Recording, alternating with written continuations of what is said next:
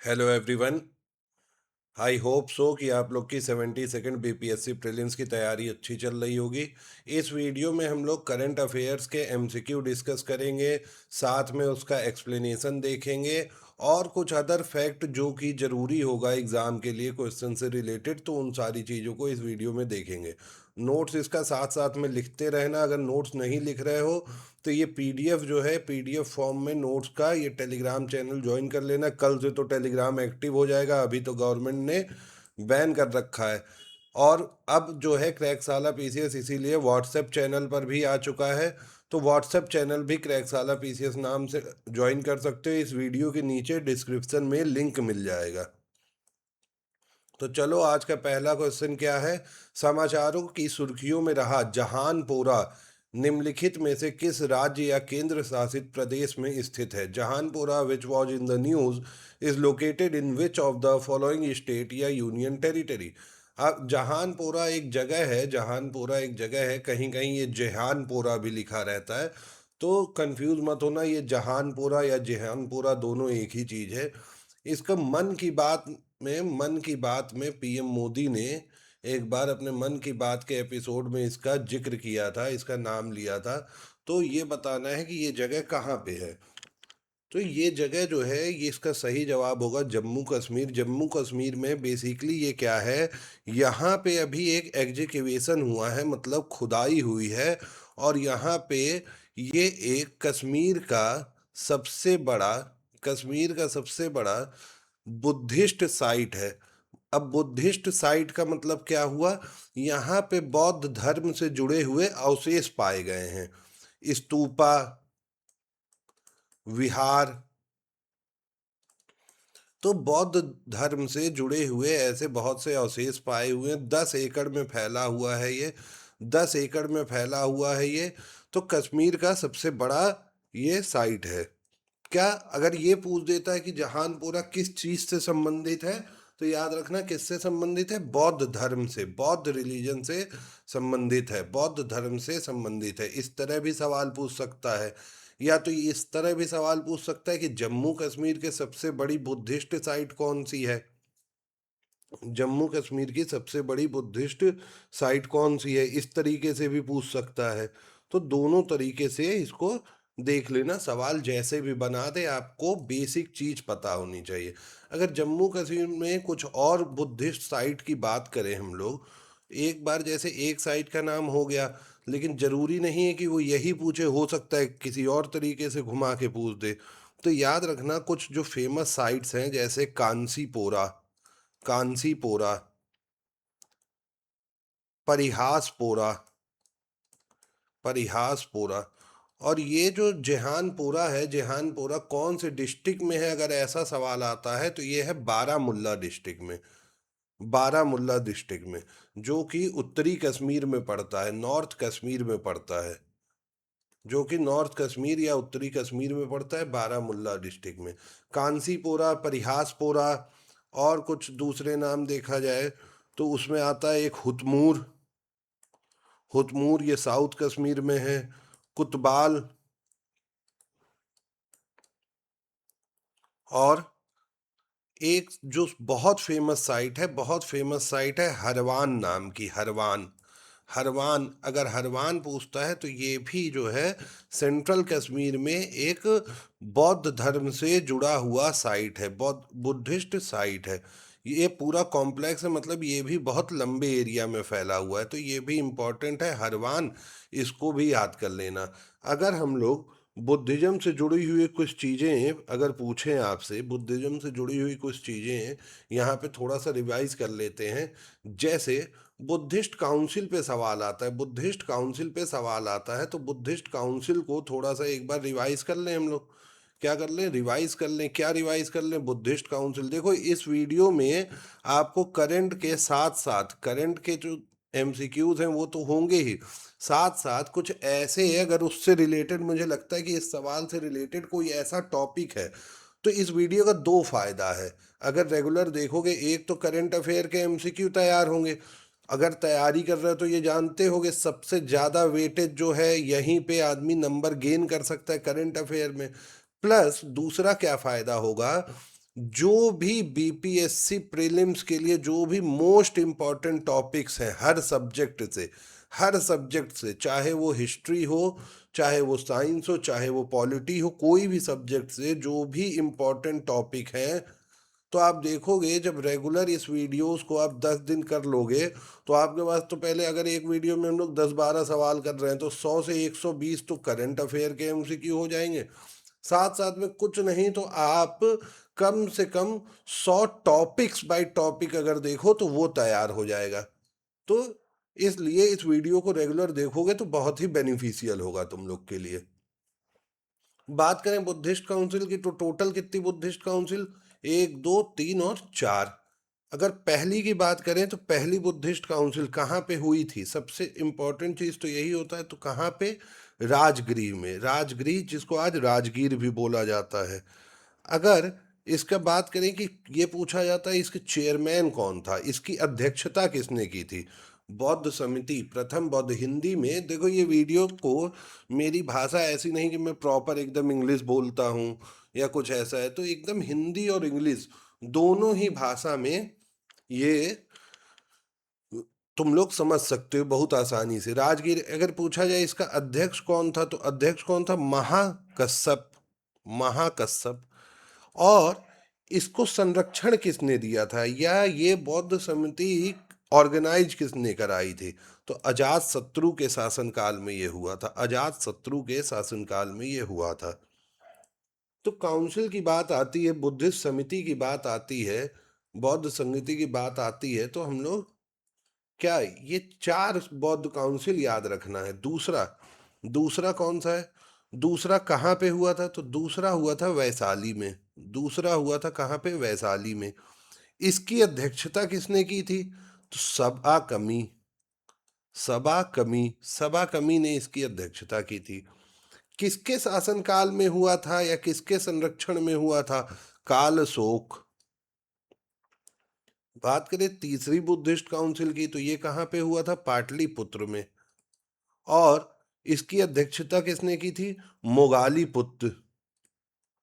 मोगालीपुत्र। कहीं कहीं देखो पुत्र लिखा होगा, कहीं कहीं या तो ऐसे पुत्र लिखा होगा, तो नाम एक ही है, मोगाली, बस ये याद रखना। ठीक। और इसको संरक्षण किसने दिया था, किसके शासनकाल में हुआ था, तो अशोक के शासनकाल में। चौथा, चौथा देखो, यहाँ पे क्यों हम लोग समिति पढ़े हैं, कुंदल बन कहाँ पे है, कश्मीर में। तो हम लोग क्यों पढ़े हैं समिति, क्योंकि अभी हम लोग एक साइट पढ़े थे, एक स्थल पढ़े थे, जिसका क्या नाम था, जेहानपोरा। और जेहानपोरा कहाँ था, बारामुल्ला जिले में, कश्मीर में। और चौथी बुद्धिस्ट संगति, चौथी बौद्ध समिति या संगति या बुद्धिस्ट काउंसिल, ये भी कहाँ हुई, कश्मीर में, कुंदलबन नाम की जगह, कश्मीर में। इसकी अध्यक्षता किसने की, तो वासुमित्र ने। इसकी अध्यक्षता किसने की, वासुमित्र ने। और अगर बात करें किसके शासन काल में हुआ या किसने इसको सपोर्ट किया, पेट्रोनेज दिया, या किसके संरक्षण में हुआ, तो कनिष्क। कनिष्क शासक के संरक्षण में हुआ। अब यहाँ पे थोड़ा सा इससे और आगे बढ़ते हैं और सबका वो देख लेते हैं कि किस साल में ये हुआ था, कब हुआ था। तो पहली बुद्धिस्ट संगति जो थी वो 483 बीसी में हुई थी। दूसरी बुद्धिस्ट संगति जो है वो 383 बीसी में हुई थी। तीसरी बुद्धिस्ट संगति जो है या बुद्धिस्ट काउंसिल, ये कब हुई थी, 250 बीसी में। और चौथी जो बुद्धिस्ट काउंसिल थी ये कब हुआ था, 72 एडी में। ठीक है। और जेहानपोरा जो अभी हम लोग पढ़े हैं, ये भी याद रखना, ये जेहानपोरा जो साइट है, यहाँ पे जो बौद्ध धर्म के अवशेष मिले हैं, ये कुषाण काल के हैं। किस काल के हैं, कुषाण काल के हैं। तो कभी अगर ऐसे स्टेटमेंट बना के क्वेश्चन पूछता है, तो ये याद रखना कि ये जो अवशेष यहाँ जेहानपुरा में मिले हैं, ये कुषाण काल के हैं। बाकी ये साइट कश्मीर है, कश्मीर में अगर ये पूछ दिया कि कौन सी संगति हुई थी, तो तुरंत बता दोगे, चौथी बुद्धिस्ट काउंसिल कश्मीर के कुंदल वन में हुई थी। ठीक है। आगे बढ़े, आगे बढ़े। आगे बढ़ने से पहले एक चीज आपको कमेंट करके बताने 4 आर्य सत्य क्या है, बुद्धिस्ट के 4 आर्य सत्य, या 4 नोबल ट्रुथ, इंग्लिश में 4 नोबल ट्रुथ, बौद्ध धर्म के 4 नोबल ट्रुथ क्या है, इसको कमेंट में बताना अगर वीडियो देख रहे हो तो। ठीक है, अगला सवाल। Lok Sabha speaker Om Birla announced that the parliamentary proceeding will be available in all 22 languages of the 8th schedule. This facility will not be available in which of the following languages? Simple भाषा में सवाल ये पूछ रहा है कि अभी हाल ही में लोकसभा स्पीकर ओम बिरला ने ये घोषणा की कि जितनी भी संसदीय काज हुए हैं, जितनी भी संसद की कार्रवाई हुई है, वो जो संविधान की 8वीं अनुसूची में, सबको पता है 8th अनुसूची में क्या है, कल वाली जो लोग वीडियो देखे होंगे उनको पता है इसमें 22 भाषाएं हैं, 22 भाषाएं हैं।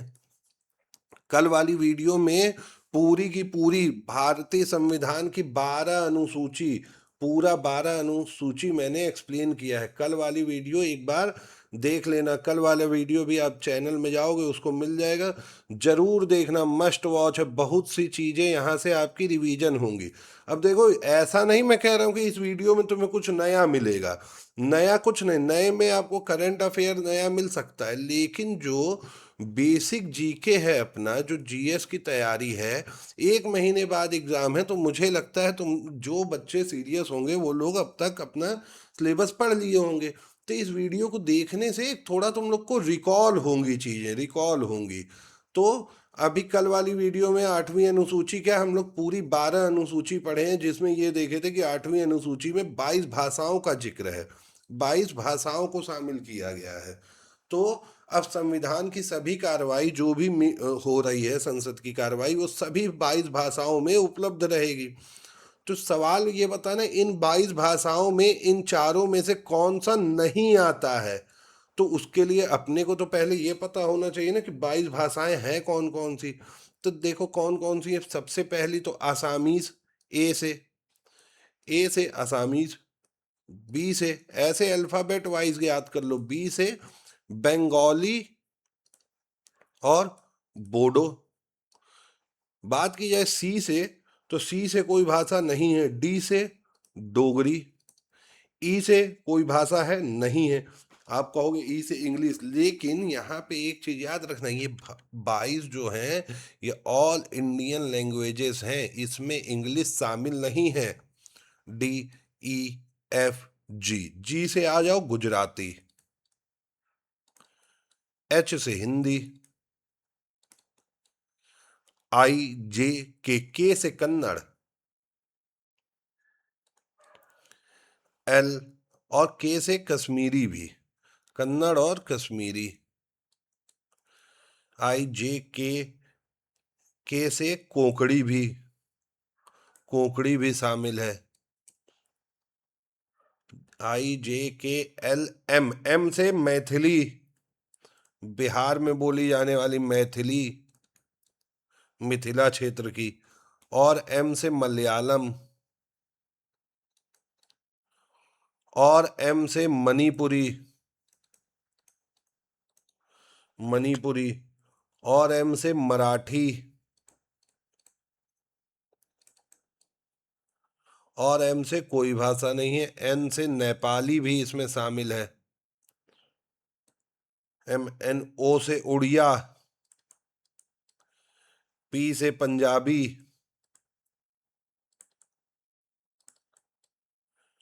और एस से संस्कृत, और कल पढ़े थे ओलचिकी स्क्रिप्ट, कौन सी भाषा की थी, संथाली भाषा की, और एस से सिंधी। फिर टी से दो फेमस भाषा, तेलुगु और तमिल, और लास्ट में यू से उर्दू। तो ये जो है ये टोटल 22 भाषाएं 8वीं अनुसूची में है।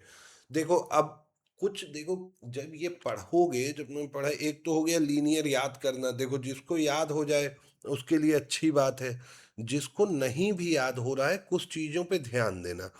सबसे पहले रीजन वाइज देख लो कि नॉर्थ ईस्ट में यहीं से कन्फ्यूजन होगा। नॉर्थ ईस्ट में देख लो कि कौन कौन सी भाषाएं हैं, केवल दो। एक तो आसामीज हो गया, और दूसरा कौन सा, मणिपुरी। तो आसामी और मणिपुरी है नॉर्थ ईस्ट में, तो मीजो तो नहीं ही होगा, तो मीजो सीधे काट दो। अगर मीजो काट दिए यहाँ पे तो ये ऑप्शन अपने आप अपना छट गया, ये ऑप्शन छट गया। अब आ गए हम लोग 50-50 में। देखो भोजपुरी, भोजपुरी क्या संविधान में कभी ऐसा, मतलब अभी तो ऐसा कुछ नहीं कि भोजपुरी को शामिल किया गया हो। बुंदेलखंडी भी एक तरह से हिंदी का ही पार्ट है, तो इसको काट सकते हो। जब तीसरा काट दिए, मतलब ये भी नहीं शामिल है, तीसरी भी नहीं, और पहली भी नहीं। तो ये देखो 1 और 2 ऑप्शन कहाँ कहाँ पे है, 1 और 2 एक यहाँ पे है, एक यहाँ पे है, तो बचा अपने पास A और D। निकोबारी, देखो कोई भी निकोबारी, क्या निकोबारी कोई भाषा है क्या, ऐसा कभी सुने हो? ये तो नाम से ही अजीब लग रहा है ना निकोबारी, क्योंकि निकोबार में अलग अलग ट्राइब्स रहते हैं, तो उनकी अलग अलग भाषा है, अलग अलग जनजाति के नाम पे उनकी अलग अलग अपनी भाषा है। तो निकोबारी ऐसी कोई स्पेसिफिक भाषा तो मैंने सुनी नहीं है, तो हम लोग इसको भी काट देंगे। मतलब 2 भी नहीं है, तो 1, 2, 3 कहाँ शामिल है, सब। मतलब ये चारों ही भाषा जो है इसमें नहीं शामिल है, चारों ही भाषा इसमें नहीं शामिल है। कुल मिला जुला के कहने का ये मतलब है कि चारों ही भाषा इसमें नहीं शामिल है। अब जब भाषा देख ही रहे हो तो कुछ चीजें और इसमें याद कर लेना, कुछ चीजें और इसमें देख लेना। थोड़ा सा ये देख लेना कि 90 कुछ अमेंडमेंट हुए जिससे और भाषाओं को जोड़ा गया। तो सबसे पहले देखो, सबसे पहले ये देख लो, 1967 का 1967 का 21वां अमेंडमेंट एक्ट, मैं शॉर्ट में ए लिख दिया, अमेंडमेंट एक्ट। इससे कौन सी भाषा को जोड़ा गया, सिंधी, सिंधी भाषा को, सिंधी भाषा को। तो सवाल ऐसे पूछ सकता है कि 1967 के 21वें संविधान संशोधन अधिनियम के द्वारा कौन सी भाषा को 8वीं अनुसूची में शामिल किया गया। तो कौन सी भाषा को शामिल किया गया, सिंधी भाषा को शामिल किया गया। दूसरा, देखो 3 चीजें बस याद रखनी है तुम्हें। एक तो 1967 याद कर लो, एक 1992 याद कर लो। जब भी 8वीं अनुसूची पढ़ो संविधान में या भाषा से रिलेटेड, तो इसको एक बार अपने मन में रिकॉल कर लो। इसको रिकॉल कर लोगे तो चीजें आसान हो जाएंगी। 1992 में कौन सा संविधान संशोधन हुआ, 71वां 71st कॉन्स्टिट्यूशनल अमेंडमेंट एक्ट 1992। इससे देखो कौन कौन सी भाषा जोड़ी गई। इससे जोड़ी गई आपकी नेपाली, नेपाली, मणिपुरी और कोंकणी। कोंकणी भी बाद में जोड़ी गई है 1992 में। अब फिर तीसरा जो अमेंडमेंट आता है, इसमें ध्यान रखने वाली चीज है, तीसरा जो अमेंडमेंट आता है वो होता है 2003 में। 8वीं अनुसूची से अगर 8th शेड्यूल में अगर देखा जाए, 3 हमें संविधान संशोधन याद रखने हैं। पहला 67, दूसरा 92, तीसरा 2003। अब 2003 से कई भाषाएं जोड़ी गई। ये हुआ 92nd amendment act 92nd constitutional, 92वां संविधान संशोधन। इससे जो है 2003 में आया। इससे कौन कौन सी भाषा जोड़ी गई, बोडो, डोगरी, मैथिली और संथाली। ये 4 भाषाएं जोड़ी गई। तो यहां से अगर आपसे सवाल पूछ दिया कि 8वीं अनुसूची में ओरिजिनल जब संविधान बना तो ओरिजिनली कितनी भाषाएं थी, तो अभी कितनी है, 22। बाद में कितनी जोड़ी गई, 1, 2, 3, 4, 5, 6, 7, 8। 22 में से 8 घटा दो, 22 में से 8 घटा दो, तो कितनी भाषाएं बच जाएंगी, 14 लैंग्वेजेस। तो अगर ऐसे सवाल घुमा के पूछता है, ऐसे सवाल घुमा के पूछता है कि ओरिजिनली कितनी भाषाएं थी 8वीं अनुसूची में, तो 14, प्रेजेंट में कितनी है 22, 2003 में कितनी जोड़ी गई, 4 भाषा कौन कौन सी, बोडो, डोगरी, मैथिली, संथली। 1992 में कौन कौन सी जोड़ी गई, नेपाली, मणिपुरी, कोकड़ी। और 1967 में एक सिंधी। अगर सवाल आपसे ऐसे पूछ दिया कि मणिपुरी भाषा को कब 8वीं अनुसूची में शामिल किया गया, तो 1992। तो इस तरह से घुमा फिरा के सवाल इससे बन सकता है। ठीक है, चलें अगले सवाल पे। अगले सवाल चलने से पहले एक और चीज कमेंट करने को दे रहा हूं, रिकॉल करो। ये कमेंट का मतलब होता है रिकॉल करो। कि रिकॉल ये करो कि कौन सा 11वां और 12वीं अनुसूची, 11th एंड 12th स्केड्यूल कौन से संविधान संशोधन से जोड़ी गई थी, विच कॉन्स्टिट्यूशनल अमेंडमेंट, कौन से संविधान संशोधन से 11वीं और 12वीं अनुसूची को जोड़ा गया था। ठीक है, कौन से संविधान संशोधन से 11वीं और 12वीं अनुसूची को संविधान में जोड़ा गया था। ये तो सबको पता होगा, जब संविधान ओरिजिनली बना था, जब पहला जो संविधान हमारा बना था ओरिजिनली, जब बन के तैयार हुआ था, तो उस टाइम पे कितनी कितनी अनुसूची थी, केवल 8 अनुसूची थी। बाद में 4 जोड़ी गई। कौन कौन सी 4 जोड़ी गई, 9th, 10th, 11th और 12th, ये 4 जोड़ी गई। तो जो लोग पढ़े होंगे पॉलिटी उनको पता होगा, कमेंट करके बताना कि 11वीं और 12वीं को कौन से संविधान संशोधन अधिनियम के द्वारा संविधान में जोड़ा गया। ठीक, चलो तब तक हम लोग अपना अगला क्वेश्चन आज का देखते हैं, जो कि क्या है, रेस्पॉन्सिबल नेशन इंडेक्स से जुड़ा हुआ है, जिम्मेदार राष्ट्र सूचकांक। देखो, जिम्मेदार राष्ट्र सूचकांक के बारे में बता दूं, इसकी पहल किसने की, भारत ने इसकी पहल की, इंडिया ने इसको एंकर्ड किया। बनाया किसने किसने, वर्ल्ड इंटेलेक्चुअल फाउंडेशन है एक, न्यू दिल्ली में एक थिंक टैंक है, एक संस्था है जो पॉलिसी थिंक टैंक है नई दिल्ली में, world Indian foundation plus JNU और प्लस आईआईएम मुंबई ने मिलके इसको तैयार किया। अगर ये पूछा लॉन्च किसने किया, तो इसने लॉन्च किया। अच्छा, ये पहली बार, ये इसका पहला संस्करण है, फर्स्ट एडिशन है। ठीक, पहला संस्करण है। पहले संस्करण को किसने रिलीज किया, मतलब किसने इसका उद्घाटन किया या किसने इसको प्रकाशित किया, तो ये तो वर्ल्ड इंटेलेक्चुअल फोरम।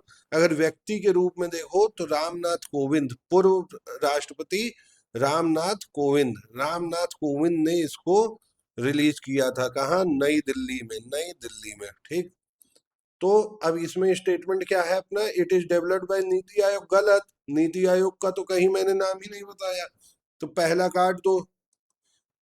यहाँ तो बच क्या गया, केवल 2 3 4 सही है। अगर 2 3 4 सही है तो देख लो ये होता क्या है, it it evaluates countries based on governance, welfare, environment and global responsibility। कुल मिला जुला के नैतिक जिम्मेदारी की बात करता है, ये देशों की नैतिक जिम्मेदारी की बात करता है, नैतिक जिम्मेदारी, एथिकल रिस्पॉन्सिबिलिटी या मोरल रिस्पॉन्सिबिलिटी की बात करता है ये इंडेक्स। और उसके हिसाब से रैंक देता है देशों को। कितने देशों को रैंक दिया, 154 देशों को। कितने देशों को रैंक दिया है, 154 देशों को रैंक दिया है। अब 154 देशों में सबसे टॉप पे कौन है, पहला स्थान किसका है, सिंगापुर का है। पहला स्थान किसको मिला है, सिंगापुर को। दूसरा स्थान किसको मिला है, स्विट्जरलैंड को। तीसरा स्थान किसको मिला है, डेनमार्क को। तो इससे ज्यादा अब हम लोग नहीं देखेंगे, ये देख लेते हैं कि भारत का स्थान कितना है। तो भारत का स्थान जो है इसमें 16वां है, भारत का स्थान जो है 16वां है। और स्कोर भी देता है ये इंडेक्स, स्कोर सबको एक स्कोर देता है। तो स्कोर भारत का कितना, 0.5515। और सिंगापुर टॉप पे है कितने स्कोर के साथ, 0.6194। ठीक, इस स्कोर पे सिंगापुर टॉप पे है, इंडिया की रैंक 16वीं है, इंडिया की रैंक 16वीं है। ठीक है, बेसिकली ये यही नापता है कौन सा देश अपने इन्वायरमेंट के लिए कितना काम कर रहा है। अब ग्लोबल रिस्पॉन्सिबिलिटी मतलब देश में अगर कोई मुद्दा है तो उस पर किस तरह से रिस्पॉन्स कर रहा है, या देश में कहीं कोई क्राइसिस है तो उसमें क्या मदद कर रहा है। तो ये बेसिकली रिस्पॉन्सिबिलिटी पे बेस्ड है ये इंडेक्स। इसको अपने आप को अलग इसीलिए बनाता है कि और जो दूसरे इंडेक्स हैं वो बेसिकली जीडीपी और इन सब चीजों पे कि कहाँ और इकोनॉमिक चीजों पे ज्यादा फोकस करते हैं, उस हिसाब से देशों को रैंक देते हैं। लेकिन ये नैतिक जिम्मेदारी पे फोकस करता है। देखो तीसरा स्टेटमेंट क्या था, 2026 में सिंगापुर को पहली रैंक मिली, तो बिल्कुल सही। 154 देशों की रैंकिंग सही, ये भी सही, तो 2, 3, 4 सही, बी ऑप्शन सही हो जाएगा। ठीक, आगे बढ़ते हैं। नेक्स्ट क्वेश्चन क्या है हमारा, ईसी नेट से संबंधित है। ईसी नेट एक इलेक्शन कमीशन का एक टूल है, एक डिजिटल प्लेटफॉर्म है। ईसी नेट के बारे में थोड़ा सा बता दूं, उसके बाद ये सवाल तुम लोग अपने आप कर लोगे। देखो ये क्या है, इलेक्शन कमीशन ऑफ इंडिया का एक डिजिटल प्लेटफॉर्म है। ये बेसिकली क्या किया है, ये बेसिकली क्या किया है, इसको बोलते हैं one stop digital platform. One stop digital platform का मतलब ये है कि एक ही जगह आपको सभी चीजें मिल जाएंगी। अभी तक क्या था, इलेक्शन कमीशन का लगभग 40 एप्स चल रहे थे, जैसे सी विजिल का नाम सुने होंगे, इस तरह करके 40 ऐप चल रहे थे। अब इन सबको कंसोलिडेट करके इन 40 ऐप का जो काम था, ये एक ही जगह पे, ये एक ही जगह पे, ये इसी नेट पे ही हो जाएगा, इसी नेट पे ही ये हो जाएगा। ठीक, तो ये क्या, पहला स्टेटमेंट पढ़ते हैं, one stop platform of election commission of India, तो सही जवाब है। दूसरी चीज, अब देखो दूसरा स्टेटमेंट लॉन्च से संबंधित है। देखो मैं बता दूं इसको लॉन्च कब किया गया। भारत में 21 जनवरी से लेके 23 जनवरी के बीच में 2026 में एक कॉन्फ्रेंस हुई। उस कॉन्फ्रेंस को क्या बोलते हैं, उस कॉन्फ्रेंस का नाम था international international conference on international conference on democracy democracy and election management. Democracy and election management, जिसका शॉर्ट फॉर्म होता है IICDEM 2026। तो सवाल एक देखो ये भी तैयार हो गया, ये पूछ दिया कि IICDM 2026 कॉन्फ्रेंस कहाँ पे हुआ था। तो कहाँ पे हुआ था, ये कहाँ पे हुआ था, भारत मंडपम नई दिल्ली, भारत मंडपम नई दिल्ली में हुआ था। ठीक, तो एक सवाल तो यहां से ये तुम्हारा पूछ सकता है। और 22 जनवरी के दिन ही इसको लॉन्च किया गया था, इसी कॉन्फ्रेंस के दौरान 22 जनवरी को इसको लॉन्च किया गया था। ये conference IICDM, international conference on democracy and election. Next, यह 22 भाषाओं में उपलब्ध है। अब देखो ये सवाल में थोड़ा सा यहाँ पे दिक्कत है, अगर ये लिखा होता 22 भारतीय भाषाओं में, तब तो इस स्टेटमेंट को मैं सही मानता। लेकिन हो सकता है एग्जाम में आयोग इसको सही मान ले अगर ऐसे, क्योंकि ये जो है ये 22 तो कौन सी स्केड्यूल लैंग्वेज जो कि 8वीं अनुसूची में शामिल है, और प्लस इंग्लिश, तो टोटल की बात कर रहा है ना स्टेटमेंट, टोटल की बात कर रहा है, तो टोटल कितने हो गए, 23 भाषाएं हो गई। तो यहाँ पे 22 भाषाएं लिखा है, तो इसको मैं गलत मानूंगा, अभी इस स्टेटमेंट को गलत मानता हूं। और फिर ये दुनिया का सबसे बड़ा इलेक्टोरल सर्विस प्लेटफॉर्म है, तो बिल्कुल ये सही बात है, ये दुनिया का सबसे बड़ा चुनाव से संबंधित कोई डिजिटल प्लेटफॉर्म है, दुनिया का सबसे बड़ा। ठीक है, 40 प्लस ऐप और पोर्टल को अपने आप में समाहित किया, सबका काम एक जगह पे हो जाएगा, तो ये दुनिया का सबसे बड़ा है, तो ये भी स्टेटमेंट ठीक है। अब देखो ऐसे ऑप्शंस जो है यूपीएससी ने रिलीज, ऐसे ऑप्शन यूपीएससी ने बनाए थे 2024 में पहली बार, तो हो सकता है इस बार बीपीएससी भी इसको अपना ले। तो इसलिए ये ऐसा भी एमसीक्यू हम लोग प्रैक्टिस करके चलेंगे। तो कितने स्टेटमेंट सही हो गए? पहला सही, दूसरा सही, तीसरा गलत मान लिया और चौथा सही। तो ओनली 3, क्या सी ऑप्शन सही हो जाएगा? ओनली 3, सी ऑप्शन सही हो जाएगा। ठीक है,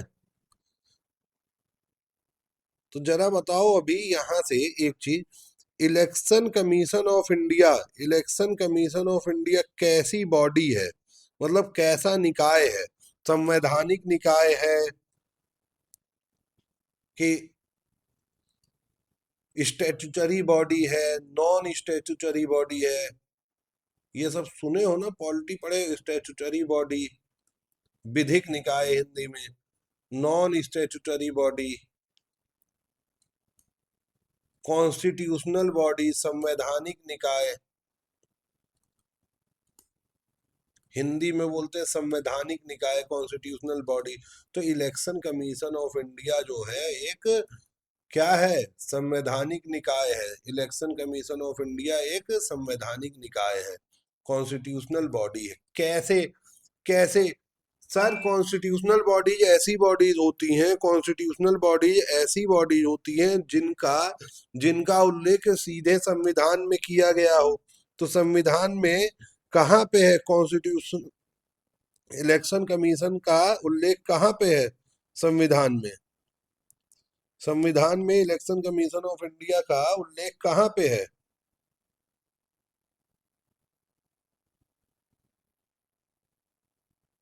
बताओ, कमेंट करोगे? कमेंट करके बताना कि इलेक्शन कमीशन ऑफ इंडिया का उल्लेख संविधान में कौन से आर्टिकल में है? Article number 324, article number 324। अगर संविधान में डायरेक्ट किसी बॉडी का मेंशन है तो ऐसी बॉडी को हम लोग क्या कहते हैं? Election commission of India. ऐसी बॉडी को हम लोग क्या कहते हैं? कॉन्स्टिट्यूशनल बॉडी या संवैधानिक निकाय। तो इलेक्शन कमीशन ऑफ इंडिया क्या है? एक संवैधानिक निकाय है, संवैधानिक निकाय है। ठीक।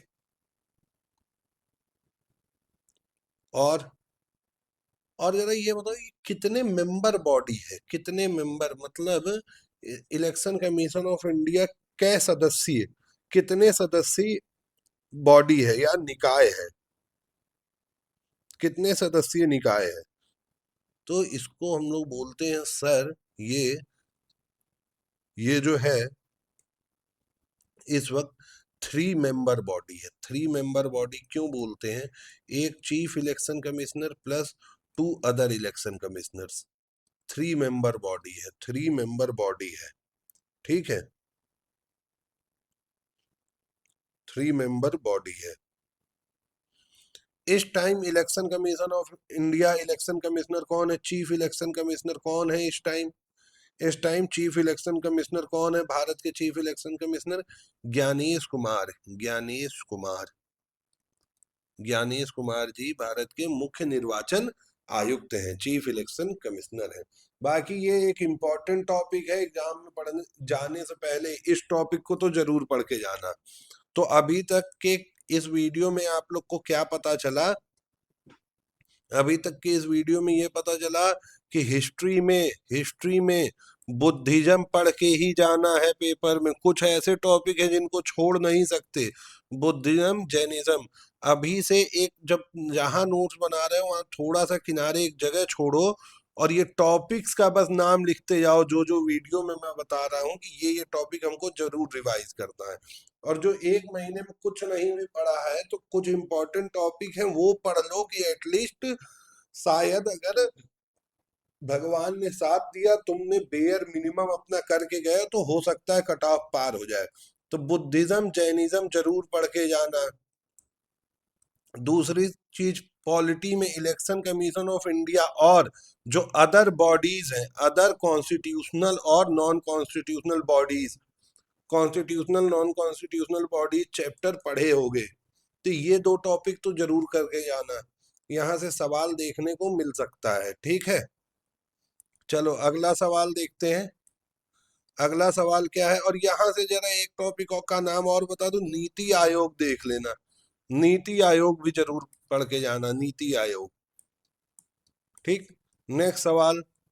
Where was the 28th Commonwealth speaker conference 2026 held. 28वां राष्ट्रमंडल अध्यक्ष सम्मेलन ये कहाँ पे हुआ था? 28वां राष्ट्रमंडल अध्यक्ष सम्मेलन कहाँ पे हुआ था? तो ये कहाँ पे हुआ था? ये हुआ था नई दिल्ली में। नई दिल्ली में 14 जनवरी से 16 जनवरी के बीच में। नई दिल्ली में 14 जनवरी से लेके 16 जनवरी के बीच में। इसकी अध्यक्षता किसने की थी? ओम बिरला ने इसकी अध्यक्षता की थी। अगर अध्यक्ष पूछ दिया तो ओम बिरला ने इसकी अध्यक्षता की थी। इसका उद्घाटन कौन किया था? इनॉग्रेशन कौन किया था? उद्घाटन कौन किया था ऐसा पूछता है तो प्रधानमंत्री मोदी जी ने इसकी उद्घाटन किया था। और इससे जुड़ी हुई कोई भी चीज इंपॉर्टेंट नहीं, बस इतना पढ़ लो, इतना बहुत है। इतना इसके बारे में जान लो, इतना बहुत है। ठीक। और हाँ, अगर हम ऐसे लिख के नहीं आया, कॉमनवेल्थ स्पीकर कॉन्फ्रेंस लिख के नहीं आया, तो ये लिख के आ सकता है कि conference of speakers and presiding officers of the Commonwealth. ये इसका ऑफिशियल, ये सम्मेलन का आधिकारिक नाम ये है, जिसको शॉर्ट फॉर्म में बोलते हैं CSPOC। तो ये आधिकारिक नाम है, लेकिन ऐसे पूछ दिया कि कॉमनवेल्थ स्पीकर कॉन्फ्रेंस कहाँ हुआ था, तो ये भी नई दिल्ली में। दोनों, ये मत सोचना कि दोनों अलग अलग चीज है, कुछ और आ गया। ठीक। जरा कॉमनवेल्थ से एक चीज मैं और बताते चलूं आप लोग को, कि 2026 का कॉमनवेल्थ गेम जो है, 2026 के, देखो हर 4 साल पे होता है कॉमनवेल्थ गेम, कॉमनवेल्थ गेम्स। ये कितने, हर 4 साल पे होता है, ये तो पता होगा सबको। गेम से रिलेटेड सवाल जरूर आता है, कोई भी पेपर उठा के देख लो। तो कॉमनवेल्थ गेम 2026 वाला कहाँ पे होगा? ग्लासगो। ग्लासगो कहाँ पे है? किस देश में? स्कॉटलैंड में। ग्लासगो स्कॉटलैंड में होगा। कब होगा ये? जुलाई से अगस्त के बीच में, जुलाई से अगस्त के बीच में 2026 में होगा। तो इस साल कॉमनवेल्थ गेम भी होने वाला है। ठीक। इस साल कॉमनवेल्थ गेम भी होने वाला है।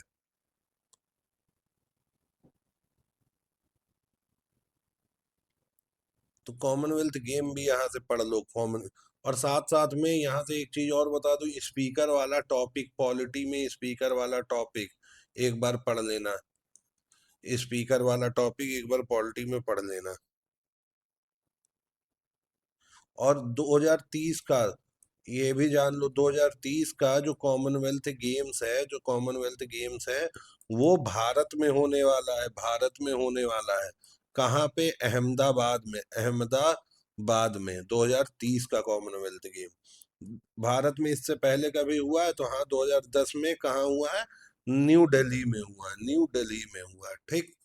तो ये सारी चीजें यहाँ से याद रखना।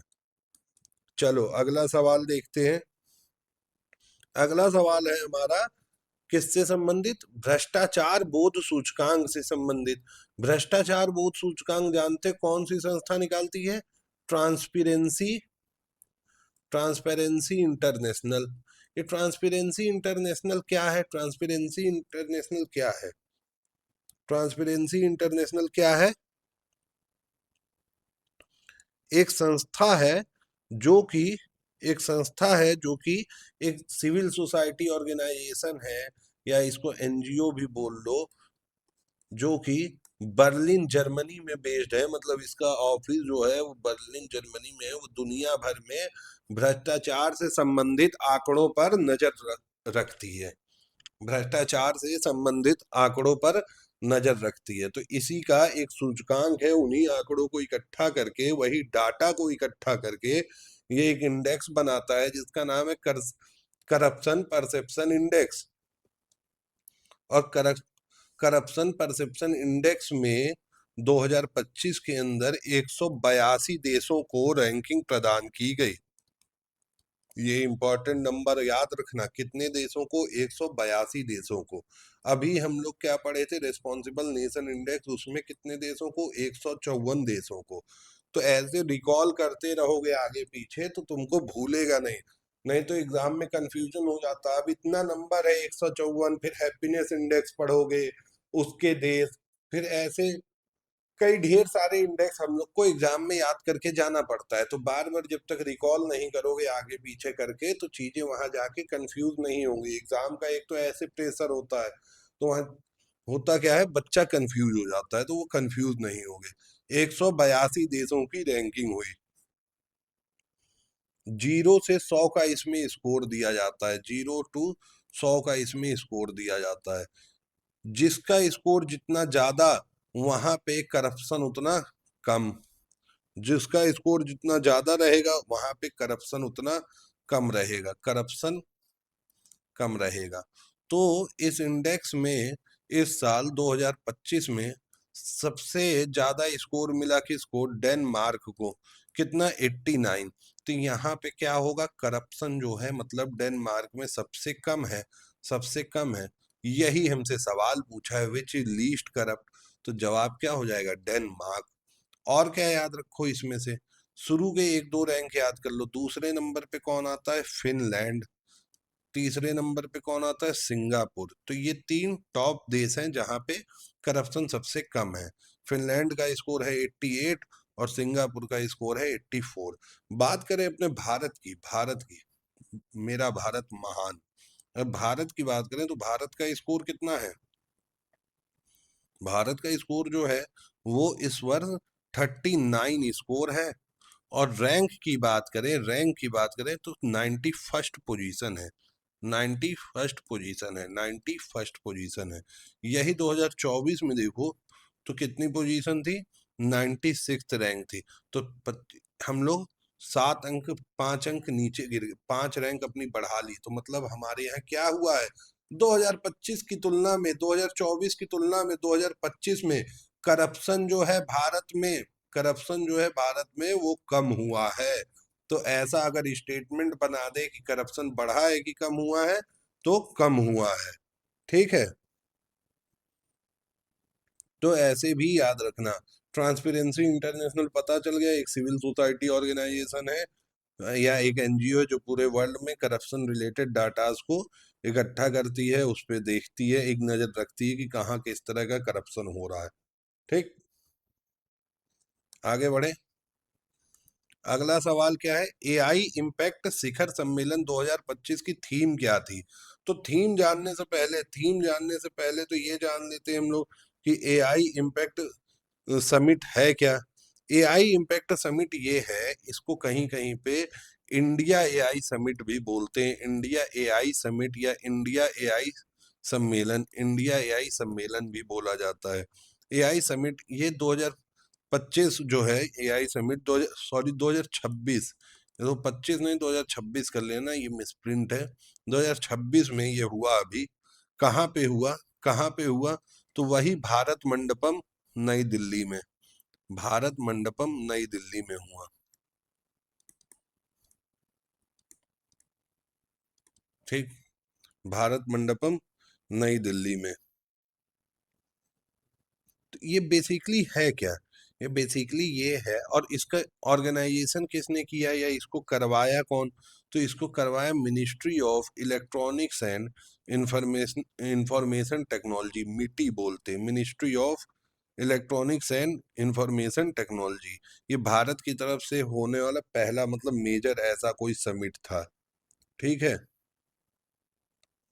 ऐसा भारत जैसे ग्लोबल लेवल पे पहली बार ऐसा कोई समिट या ऐसा कोई सम्मेलन करवाया है जिसमें विश्व भर के लोग आके एआई पे अपने अपने विचार रखते हैं, एआई में क्या काम हो रहा है हम लोग, और एआई के फील्ड में कितना आगे डेवलप हो सकते हैं। तो और यही सारी चीजें, एआई का यूज कैसे, इसका एक मेजर चीज था कि एआई का यूज कैसे डेवलपमेंट में करें। तो इन्हीं सारी बातों पे चर्चा होती है, इन्हीं सारी बातों पे चर्चा होती है। अब आती है बात इसके थीम की। तो इसकी थीम क्या थी? थीम थी सर्वजन हिताय सर्वजन सुखाय। सर्वजन हिताय सर्वजन सुखाय, ये थीम थी। तो ये याद रखना, सर्वजन हिताय सर्वजन सुखाय, वेलफेयर फॉर ऑल एंड, यहाँ देखो आधा मिसप्रिंट हो गया है, वेलफेयर फॉर ऑल और हैप्पीनेस फॉर ऑल, वेलफेयर और हैप्पीनेस सभी के लिए, वेलफेयर और सभी के लिए खुशी, इंग्लिश में welfare of all happiness for all, सर्वजन हिताय सर्वजन सुखाय, ये क्या था, इसका थीम था। और इस समिट में तीन जो है सूत्र दिए गए, तीन सूत्र दिए गए, या इंग्लिश में इसको तीन पिलर्स इस समिट के थे, तीन पिलर बताए गए, कौन कौन से, तो इसका भी नाम याद रख लेना, या इसको 3P के भी नाम से याद रख सकते हो, कौन कौन सा, पीपुल, पीपुल, प्लेनेट और प्रोग्रेस। मतलब ये समिट क्या कहता है, ये समिट से ये बात निकल के आई कि लोग, मतलब लोग, आम जनमानस, पृथ्वी मतलब इन्वायरमेंट या हमारा जो प्लानेट जहां हम लोग रहते हैं, और प्रोग्रेस मतलब हमारी तरक्की, तीनों हैंड टू हैंड एक साथ चलनी चाहिए, तीनों एक साथ चलनी चाहिए, ठीक है, तीनों एक साथ चलनी चाहिए। तो ये तीन सूत्र दिए गए यहाँ पे एआई समिट में। हुआ कहाँ पे, तो नई दिल्ली में हुआ। कौन करवाया, मिट्टी करवाई। उसकी थीम क्या थी, तो थीम अभी तुम लोग पढ़ ही चुके हैं, तो ये सारी बातें यहाँ से याद रखना एआई समिट से। आगे बढ़ते हैं, मानव, ये मानव, मानव क्या है,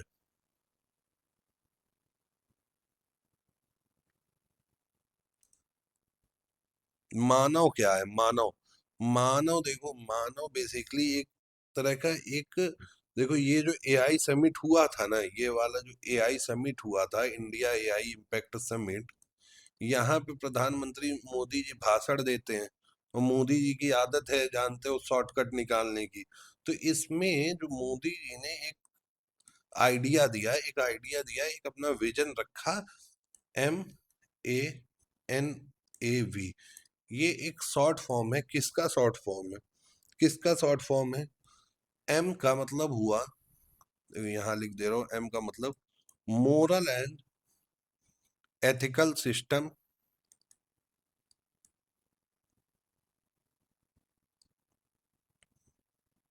ए का मतलब अकाउंटेबल गवर्नेंस, अकाउंटेबल गवर्नेंस,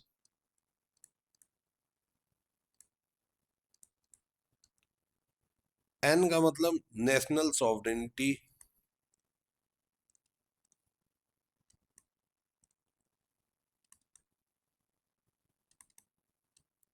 ए का मतलब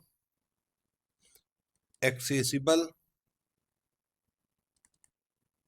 एंड इंक्लूसिव एआई, और वी का मतलब हो गया वैलिड एंड लेजिटिमेट सिस्टम्स।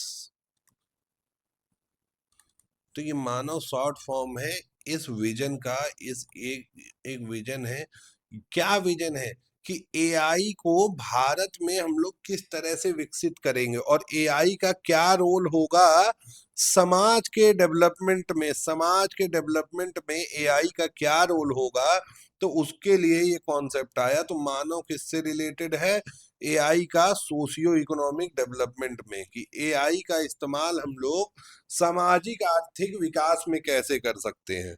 कुल मिला जुला के इनके कहने का मतलब यही था, जो इस ये इससे पता लग जा रहा होगा कि सिस्टम जो है वो मोरल एथिकल होना चाहिए, गवर्नेंस जो है उत्तरदायी होनी चाहिए, नेशनल सॉवरेनिटी अपनी टॉप पे है, एआई से फायदा सबको पहुंचे, इंक्लूसिव हो, और सिस्टम वैलिड और लेजिटिमेट हो।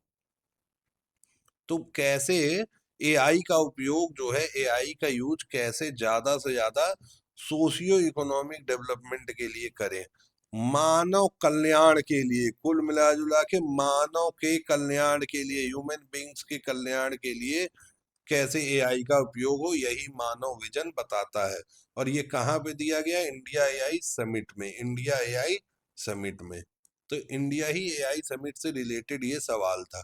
ये सवाल भी इंडिया एआई समिट से, पैक्स सिलिका पहल का नवीनतम देश कौन सा है, latest country to join Pax Silica initiative.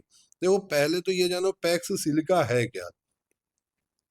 PACS silica एक यूएस का बनाया हुआ संगठन है कोएलिशन है, जो कि किस पे काम करता है, किस पे काम करता है, सिलिकॉन और आर्टिफिशियल इंटेलिजेंस के सप्लाई चेन सिस्टम पे काम करता है।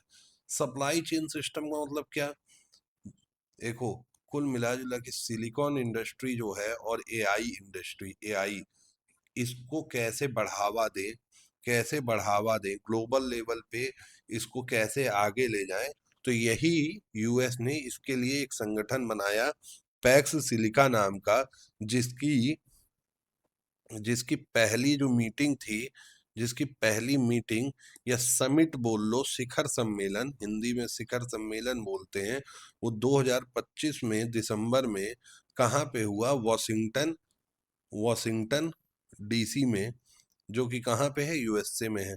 तो सवाल इससे भी पूछ सकता है कि पहली समिट कहाँ पे हुई या इसका उद्घाटन सत्र कहाँ पे हुआ। और जो लेटेस्ट कंट्री है ज्वाइन करने वाला, वो भारत है। ये जो भारत है अपना, वही एआई समिट जो हुआ, इंडिया एआई समिट के बाद भारत ने इसको ज्वाइन किया। और पैक्स सिलिका के और कौन कौन से मेंबर हैं, तो जापान मेंबर है, कोरिया मेंबर है, दक्षिण Korea, south Korea, Singapore Singapore Netherlands, UK, Israel, UAE and Australia, ये पहले से मेंबर थे। और लेटेस्ट मेंबर कौन ज्वाइन हुआ है, इंडिया ज्वाइन हुआ है। अपने इंडिया एआई समिट हुआ तो उसके बाद इंडिया ने फैसला लिया कि हम लोग भी पैक्स सिलिका नाम के संगठन में शामिल होंगे। ठीक, अगला सवाल, निम्नलिखित में से एआई आधारित टूल कौन कौन सा है, एआई आधारित टूल कौन कौन सा है, कि निम्नलिखित में से एआई आधारित टूल कौन कौन सा है। तो आदिवानी, आदिवानी क्या है, आदिवानी एक तरह का, आदिवानी जो है ये AI based, artificial intelligence based translator है। क्या ट्रांसलेट करेगा, आदि का मतलब, आदिवानी से मतलब है आदिवासी से, मतलब ट्राइबल लैंग्वेजेस को कन्वर्ट, ट्रांसलेट करने का एक टूल है। आदिवासी भाषा को अनुवाद करने का एक टूल है। ठीक है, ये जो है, ये छह भाषाओं को, छह आदिवासी भाषाओं को हिंदी और इंग्लिश में ट्रांसलेट कर सकता है। तो आदिवानी क्या एआई बेस्ड टूल है, सही जवाब। वन देखो चारों ऑप्शन में, तो अभी चारों सही हो सकते हैं। अब देखो भारत जन क्या है, भारत जन क्या है, भारत जन भारत जन भारत जन एक क्या है, एलएलएम है, लार्ज लैंग्वेज मॉडल है, लार्ज लैंग्वेज मॉडल है। और कैसा एलएलएम है, मल्टी मॉडल है। तो कैसा है, मल्टी मॉडल। अब देखो मल्टी मॉडल एलएलएम का काम क्या होता है, एलएलएम का काम ये होता है कि टेक्स्ट को, स्पीच को, किसी भाषा को समझ पाए, स्पीच को, किसी लैंग्वेज को समझ के उस हिसाब से आउटपुट दे, उसको रीडिंग वो कर ले। मल्टी मॉडल क्या होते हैं, मल्टी मॉडल ये होते हैं कि ये इन अलग अलग डाटा टाइप्स पे बेस्ड होते हैं। जैसे ये फोटो से भी भाषा निकाल सकते हैं, कोई फोटो डालो उससे भाषा निकाल सकते हैं। और ऑडियो से ऑडियो से भाषा को इंटरप्रेट कर सकते हैं, वीडियो से, जैसे चैट जीपीटी वीपीटी क्या है, ये सब जो है, ये नॉर्मल यूनी मॉडल्स हैं। चैट जीपीटी जैसे तुम प्रॉम्प्ट देते हो, कुछ देते हो। और ये क्या है, भारत जन ऐसा मॉडल है कि ये कोई पिक्चर है, कोई इमेज है, कोई ऑडियो है, वहां से भी ह्यूमन लैंग्वेजेस को इंटरप्रेट कर लेगा, तो एलएलएम का काम क्या होता है, वही ह्यूमन लैंग्वेजेस को इंटरप्रेट करना। तो यही भारत जन का काम है। ठीक है, तो ये भी क्या है, एआई टूल है, तो हाँ है। वन और टू, केवल वन तो होगा नहीं क्योंकि दो ऑप्शन सही होंगे। इसमें टू ऑप्शन है ही नहीं तो ये भी कट गया, तो अब अपने पास बचा क्या, केवल बी और सी। चलो तीसरा देखते हैं, भाषणी। भाषणी भी पढ़े होगे, करंट अफेयर में भाषणी पढ़े होगे। भाषणी क्या है? भाषणी नहीं पढ़े हो? पढ़े होगे, सभी लोग पढ़े होंगे, ये करंट अफेयर में बहुत ज्यादा न्यूज में था। भाषणी का मतलब होता है, इसका फुल फॉर्म है भाषा, भाषा इंटरफेस, इंटरफेस फॉर इंडिया। ये काम क्या करेगा, ये क्या काम करता है? ये भी एक एआई टूल है, ये भी एक एआई टूल है जो कि जो भी 22 जो हम लोग स्केड्यूल लैंग्वेज पढ़ते हैं वो 22 भारतीय भाषाओं को ट्रांसलेट करने के लिए ये बनाया गया है कि हिंदी इंग्लिश में ट्रांसलेट कर सकता है, समझ सकता है। ये भी एक एआई टूल है, ये भी एक एआई टूल है। तो ये हो गया भाषणी। ये भी तो 1 2 3, ये देखो मतलब अब क्या हो गया, सभी। डी ऑप्शन इसका सही होगा। इसका मतलब सभासार भी क्या है, एक एआई टूल है। और सभासार का काम क्या होता है? सभासार का काम ये है, सभासार का काम ये है कि जो भी इसको किसने लॉन्च किया सभासार को? मिनिस्ट्री ऑफ पंचायती राज ने, मिनिस्ट्री ऑफ पंचायती राज ने। इसका काम क्या है?